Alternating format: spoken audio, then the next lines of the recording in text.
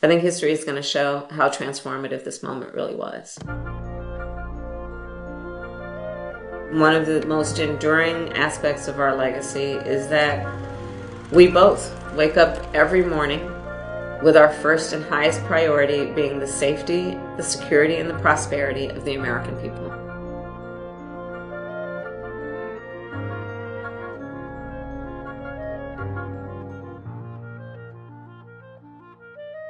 My office right here in the West Wing is just a few feet down from the Oval Office, and the President and I have spent a lot of time together, whether it be because we came in during the height of COVID.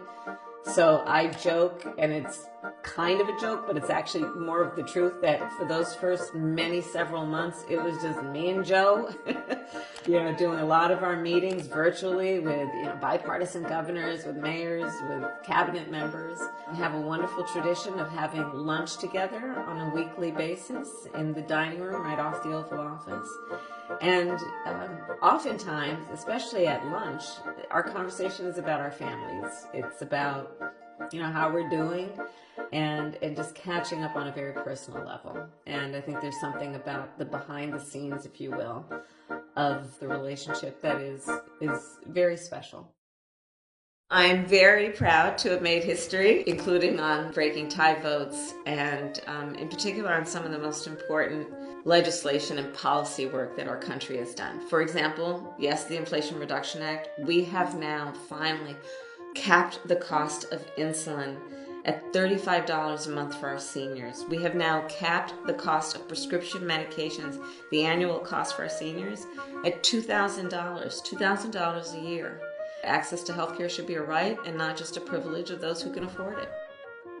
I'll tell you, I was the first vice president who has visited a reproductive health clinic. A lot of those clinics are closing. And yes, our administration has done good work in attempting to protect access to, for example, contraception, privacy rights, because every day in America right now, it is having an impact on a lot of people who are silently suffering. And none of us should stand for that.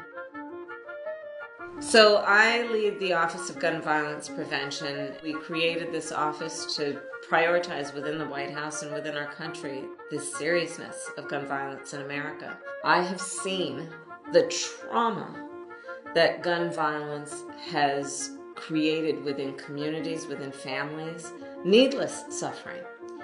And so the work that we have been doing is to highlight the fact that there are reasonable policies that we could put in place. Part of the work that I'm most proud of is also what we have done to put resources, now $1 billion, into putting more mental health professionals in America's public schools. The legacy of the Biden-Harris administration, I think history is going to show, has been of a transformative administration. It's going to be about seeing that the work that we did, the detail of that work, was about an investment in America's future with a spirit that was ambitious and aspirational and fueled by a lot of hard work, and that we got a lot done. Got a lot done.